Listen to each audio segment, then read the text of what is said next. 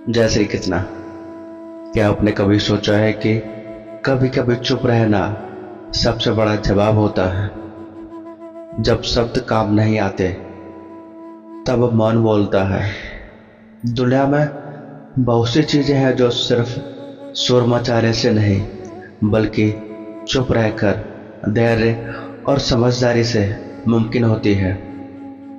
आज का यह वीडियो आपको सिखाएगा कि कैसे चुप रहकर आप जीवन के सबसे कठिन समय को पार कर सकते हैं। चुप रहना कमजोरी नहीं, ये एक ऐसी शक्ति है जो आत्मसंयम और आत्मविश्वास से आती है।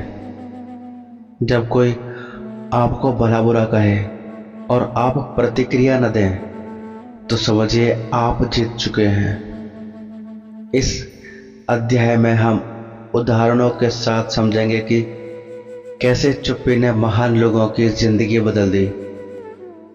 दुनिया आपके शब्द नहीं, आपके कर्म देखती है। जो व्यक्ति चुप रहकर अपने लक्ष्य की ओर बढ़ता है वह शोर मचाने वालों से बहुत आगे निकल जाता है। इस भाग में हम जानेंगे कि कैसे चुप्पी के साथ किया गया प्रयास सब कुछ मुमकिन बना सकता है। जीवन कठिन हो, लोग आलोचना करें, तब जवाब देने के बजाय चुप रहकर खुद पर काम करना ही सच्ची सफलता की ओर ले जाता है। कई बार मौन रहने से आप मानसिक रूप से मजबूत बनते हैं। हम देखेंगे कि इस सिद्धांत को कैसे अपनाएं। श्री कृष्ण ने अर्जुन से कहा था, मौन भी एक तपस्या है। गीता में मौन को आत्मशुद्धि का मार्ग बताया गया है। इस अध्याय में गीता के श्लोक और उनके अर्थ को समझें कि कैसे चुप रहकर आप आत्मज्ञान की ओर बढ़ सकते हैं।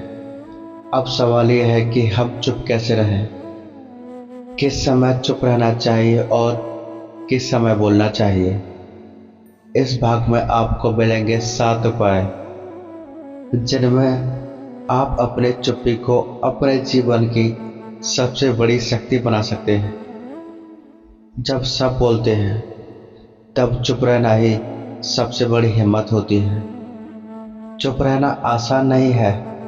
जब कोई आपको नीचा दिखाए, जब दुनिया आपकी गलतियां गिनवाए, जब हालात बेकाबू हो जाए, तब इंसान को सबसे बड़ा हथियार होता है उसका धैर्य और उसकी चुप्पी।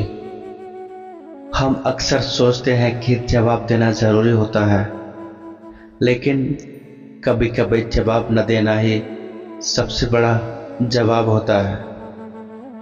जैसे ही आप चुप रहते हैं, आप सामने वाले के शब्दों को उसकी ही गूंज में डूबने देते हैं, और यही मौन है आपकी सबसे बड़ी ताकत बनता है। लोग कहते हैं चुप क्यों हो, कुछ बोलो, लड़ो, जवाब दो, लेकिन एक समझदार व्यक्ति जानता है कि हर लड़ाई लड़ी नहीं जाती, कुछ चुप रहकर जीती जाती है। भगवान बुद्ध को याद कीजिए, जब लोगों ने उन्हें अपशब्द कहे उन्होंने जवाब में कुछ नहीं कहा, बस मुस्कुराए और कहा, अगर कोई उपहार न स्वीकारे तो वह किसके पास रहता है। यही है चुप्पी की शक्ति।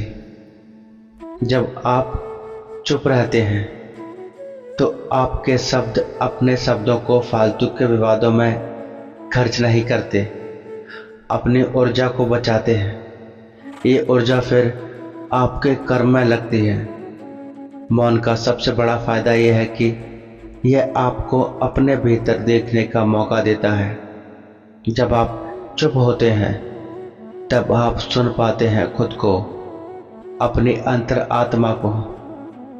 आज की दुनिया में हर कोई बोल रहा है, सोशल मीडिया पर हर पल शोर है, लोग कुछ भी कह जा रहे हैं बिना सोचे। लेकिन जो व्यक्ति मौन धारण करता है वह सोचता है, समझता है, फिर बोलता है, और तभी बोलता है जब जरूरत होती है। स्वामी विवेकानंद कहा करते थे, बोलने से पहले सोचो, क्योंकि तुम्हारे शब्द किसी के जीवन को बना भी सकते हैं और बिगाड़ भी सकते हैं। जो व्यक्ति चुप रहता है वो अपने गुस्से, घबराहट और ईगो पर नियंत्रण कर सकता है।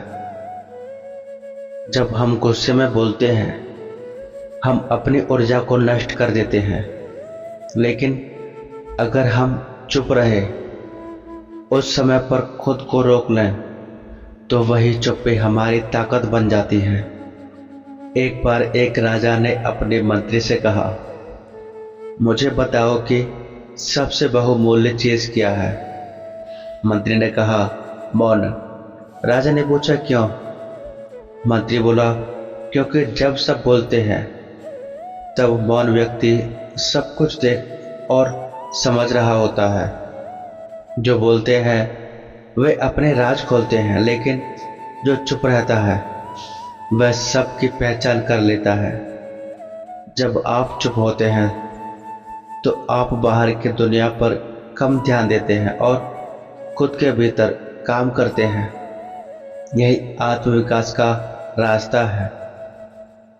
दुनिया बदलने से पहले खुद को बदलना जरूरी है, और वह तब होता है जब आप कुछ समय चुप रहकर खुद से बात करते हैं।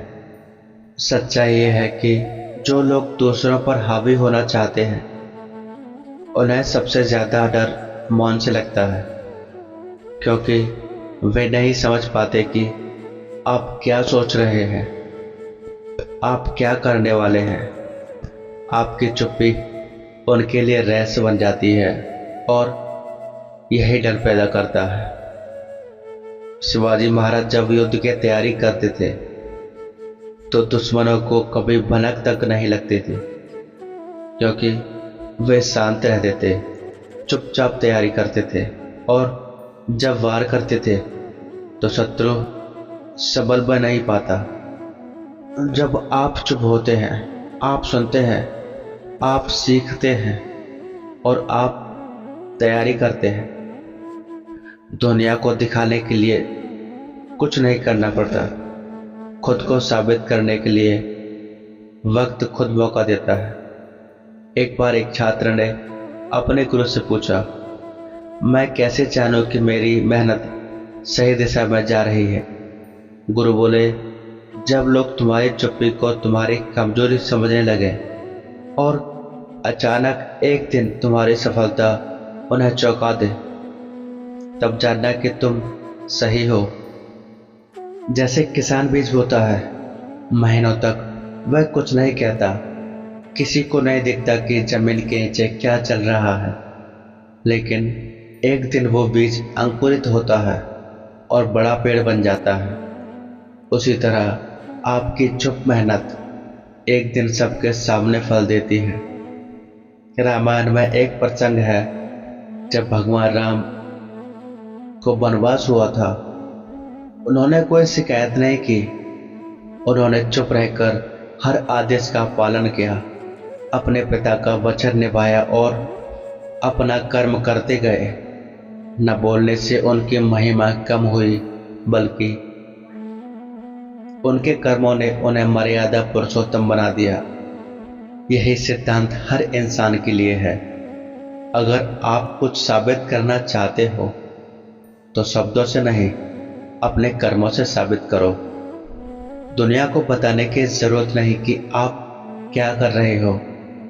तैयारी उतनी गुप्त होनी चाहिए जितना शेर शिकार से पहले चुपचाप होता है। जब आप खुद पर काम कर रहे होते हैं तो लोग समझते हैं आप कुछ नहीं कर रहे, लेकिन एक दिन आपके मेहनत का परिणाम सामने आता है, तब वही लोग कहने लगते हैं, इसने तो सबको हैरान कर दिया। अगर लोगों ने आपको अनदेखा किया है तो उन्हें दिखाने के लिए कुछ कहने की जरूरत नहीं है, बस कुछ कर दिखाइए। संघर्ष हर किसी की जिंदगी में आता है, कोई भी इससे नहीं बच सकता, लेकिन जो बात सबसे ज्यादा फर्क लाती है वो ये है कि आप उस संघर्ष को कैसे झेलते हैं? कुछ लोग शोर मचाते हैं, दूसरों को दोष देते हैं, लेकिन कुछ लोग मौन रहते हैं और वहीं से शुरू होता है असली परिवर्तन।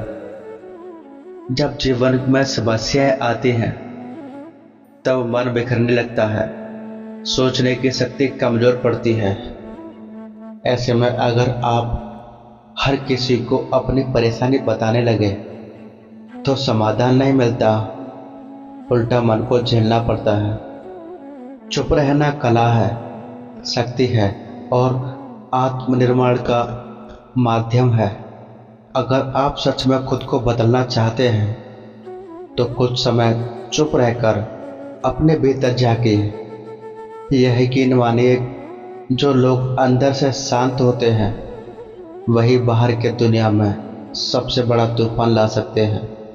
अगर आपको ये वीडियो प्रेरणादायक लगा हो तो इसे लाइक करें, शेयर करें, कमेंट करें और हमारे चैनल को सब्सक्राइब करें। जय श्री कृष्ण। राधे राधे।